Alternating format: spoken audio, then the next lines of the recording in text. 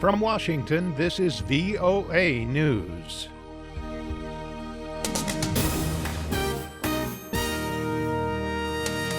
I'm David Byrd reporting. President Obama says that Russia's policy in Syria will only lead to disaster.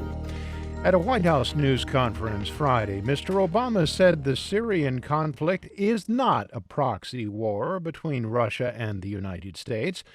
At the same time, he was critical of Moscow's military engagement in Syria, calling it a recipe for disaster. They've been propping up a regime that is rejected by an overwhelming majority of the Syrian population. Mr. Obama noted that the Russians do not distinguish between Islamic State militants and what he called a moderate Sunni opposition that wants to see Assad go.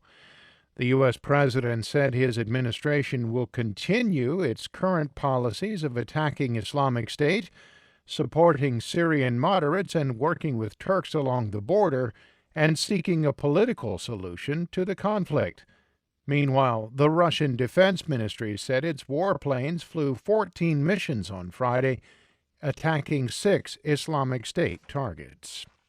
Federal investigators recovered a total of 13 weapons possessed by a lone gunman who went on a shooting rampage at a community college in southern Oregon on Thursday.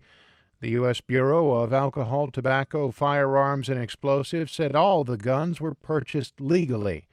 Oregon Governor Kate Brown said Friday these kinds of shootings will continue until people take action. Oregon has worked continuously to prevent these kind of tragedies, but they continue to happen here and across the nation.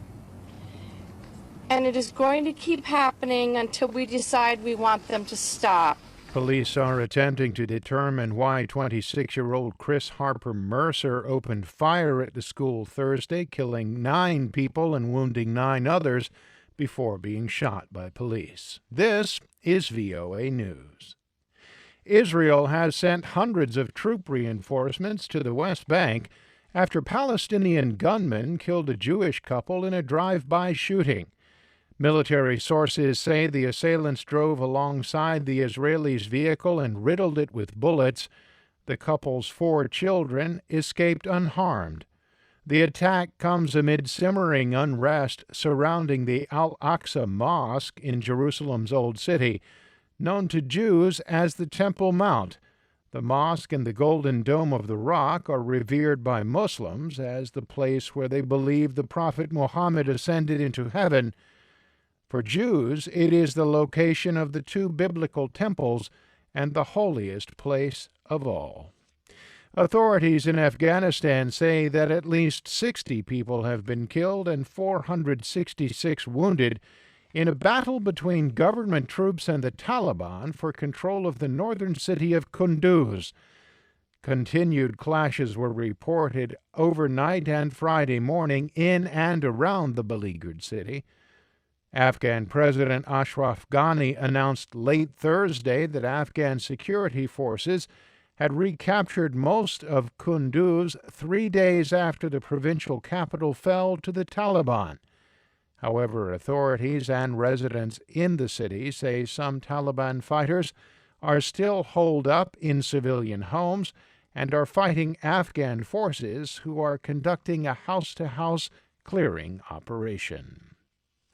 Hurricane Joaquin pounded the islands of the central Bahamas with torrential rain and powerful wind and waves on Friday, but forecasters at the U.S. National Hurricane Center said it was not likely to hit America's east coast. The storm is an extremely dangerous Category 4 on a scale of 1 to 5 and is causing flooding in lightly populated parts of the Bahamas. Also, the U.S. Coast Guard is still trying to find a U.S.-registered container ship with 33 crew on board that went missing during the storm. Captain Mark Fedor is with the Coast Guard. So we are going to continue probing the hurricane as best we can with our aircraft to try to get close to that vessel's last known position. and see if we can find it. The latest information from the U.S. National Hurricane Center has Joaquin headed northeast and passing between the U.S. East Coast and Bermuda by Monday afternoon. In 2012, Superstorm Sandy moved inland from the Atlantic and devastated New York and New Jersey, killing more than 120 people and causing $70 billion worth of property damage. Stocks rallied on Wall Street despite a Labor Department report that the U.S. economy added fewer jobs in September than predicted. The Dow Jones Industrial Average, the S&P 500, and the Nasdaq were all higher. European and Asian markets were also up. I'm David Byrd in Washington. That's the latest world news from VOA.